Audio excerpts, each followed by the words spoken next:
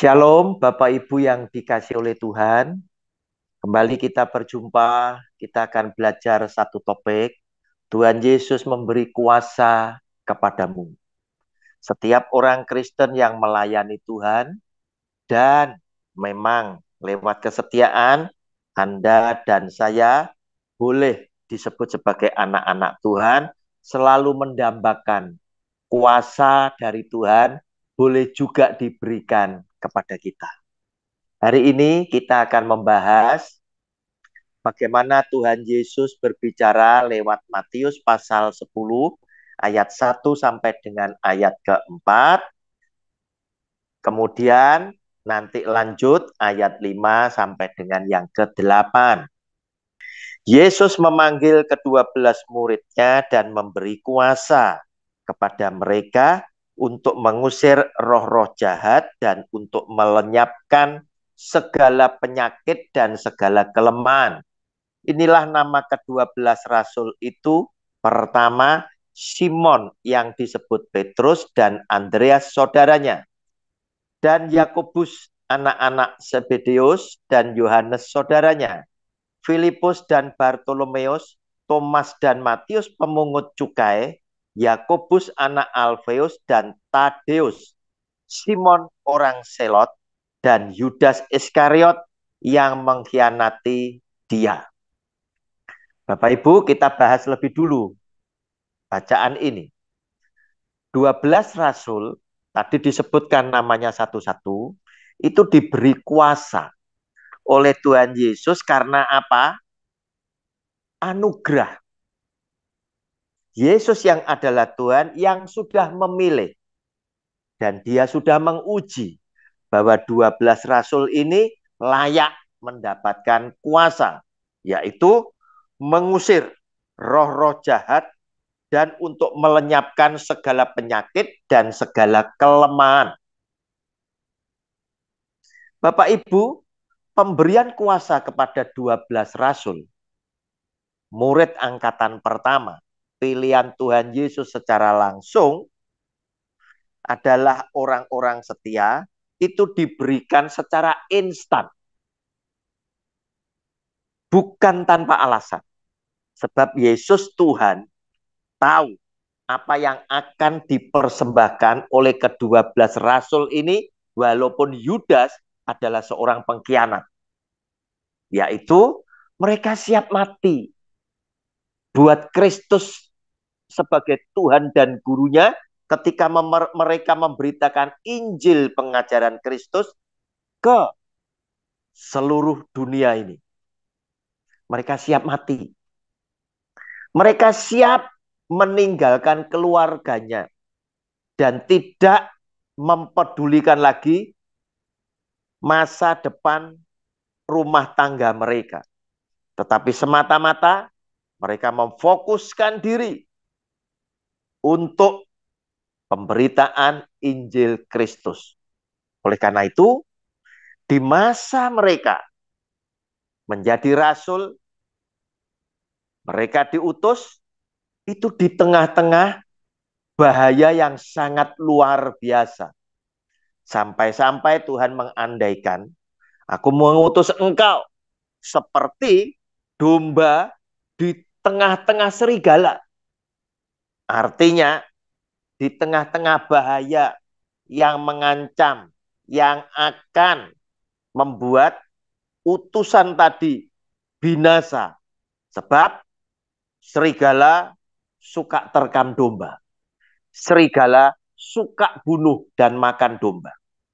Demikianlah pengandaiannya, betapa bahayanya ketika mereka diutus, tetapi mereka tetap bersemangat untuk memberitakan Injil. Oleh karena itu, tidak salah jika Yesus Kristus Tuhan memberikan kuasa, yaitu percaya namanya boleh mereka pakai untuk mendatangkan mujizat, yaitu mengusir roh-roh jahat, menyembuhkan orang sakit, dan melenyapkan kelemahan. Ini yang diberikan.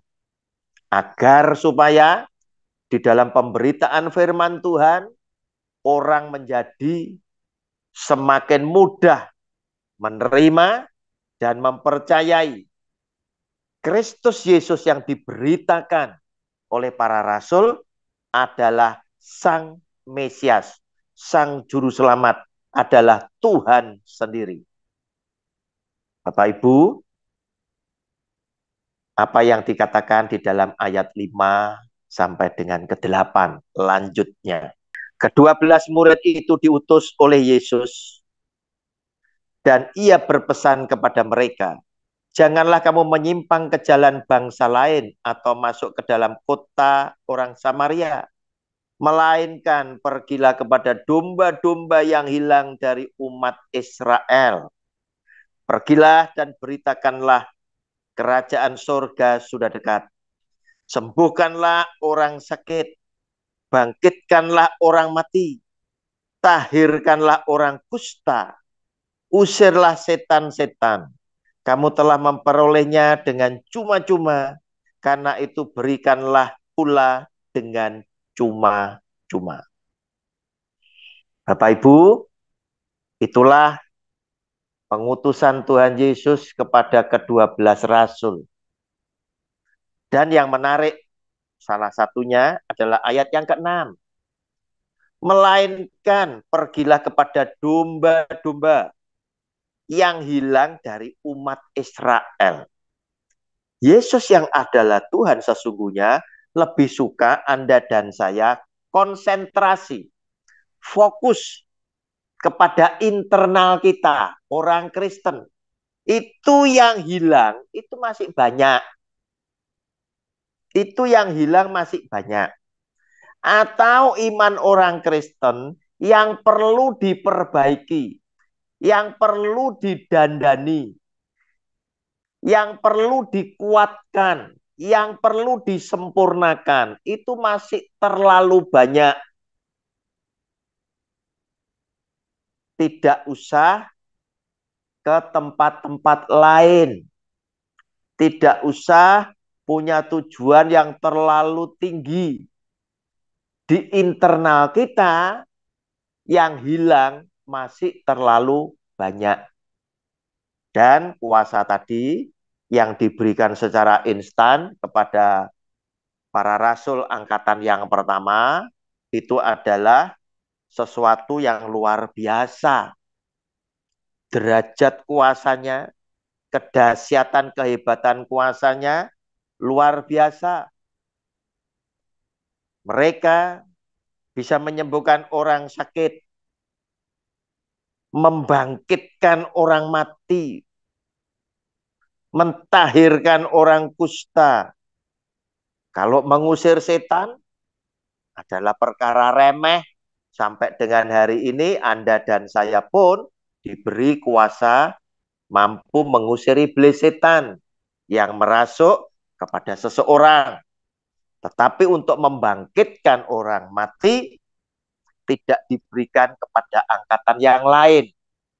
Karena Alkitab menulis Petrus membangkitkan Tabita atau Dorcas, perempuan yang baik hati, yang suka menolong. Banyak ibu-ibu, banyak janda, karena dia suka membuatkan pakaian bagi mereka. Ketika Dorcas itu mati, ibu-ibu bercerita kepada Petrus di dalam Kisah Rasul bahwa Dorcas ini orang yang baik sekali dengan kami. Sehingga ketika Dorcas mati, kami merasa kehilangan sekali. Kesedihan mereka direspon oleh Petrus, dan Petrus meminta semua keluar. Dia berdoa di depan jenazah Dorcas atau Tabita. Dan dia bilang, Tabita, bangkitlah. Maka Tabita tadi hidup kembali. Bapak Ibu, juga Rasul Paulus. Tetapi kepada rasul yang lain dikaruniakan karunia yang berbeda. Dengan maksud dan tujuan agar supaya mereka bekerja sama, menciptakan satu sinergi untuk kemuliaan Tuhan yang lebih dahsyat. Namun Bapak Ibu, apa yang dikaruniakan oleh Tuhan kepada para rasul angkatan yang pertama itu sangat hebat. Kuasanya sangat dahsyat.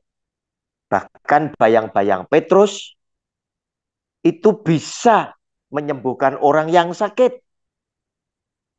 Petrus dan Yohanes pun di dalam nama Yesus Kristus Tuhan membangkitkan orang yang lumpuh yang setiap hari meminta sedekah di bait Allah.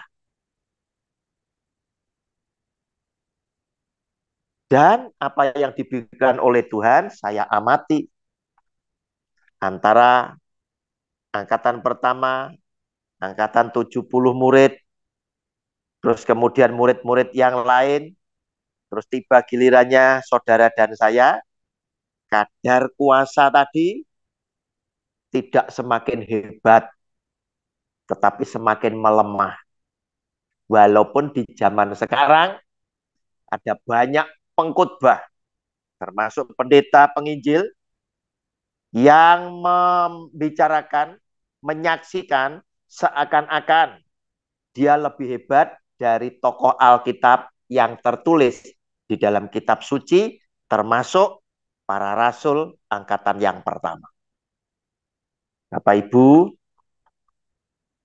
Tuhan Yesus memberikan kuasa kepada para rasul, juga akan memberikan kuasa kepada saudara dan saya. Sebab dia juga mengutus Anda dan saya memberitakan Injilnya.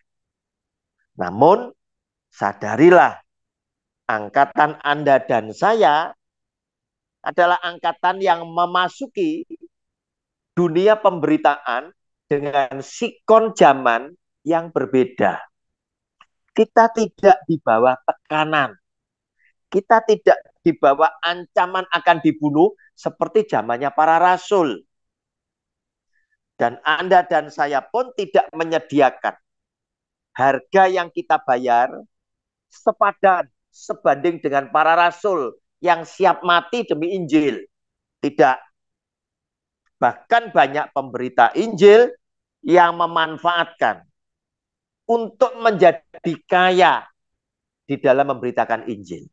Otomatis kuasa yang turun atas engkau, atas saya, pasti tidak sehebat dengan yang diturunkan, dikaruniakan kepada para rasul yang 12 tadi bersama Rasul Paulus. Apalagi para rasul betul-betul mengikuti nasihat Tuhan Yesus.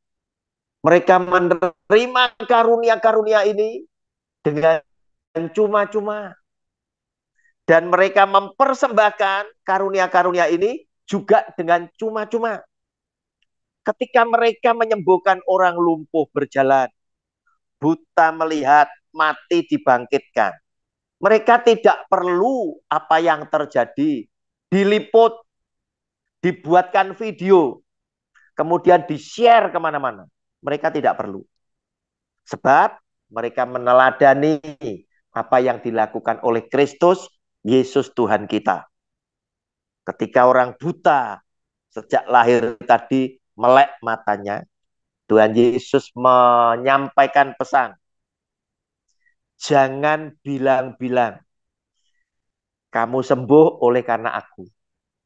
Tetapi orang ini sendiri yang oleh karena desakan Roh Kudus, sukacita yang meluap, membuat mulut lidah bibirnya menyaksikan kepada siapapun. Sebab semua orang yang melihat orang ini melek kembali menjadi takjub, dan semua orang bertanya, siapa yang memelekkan matamu?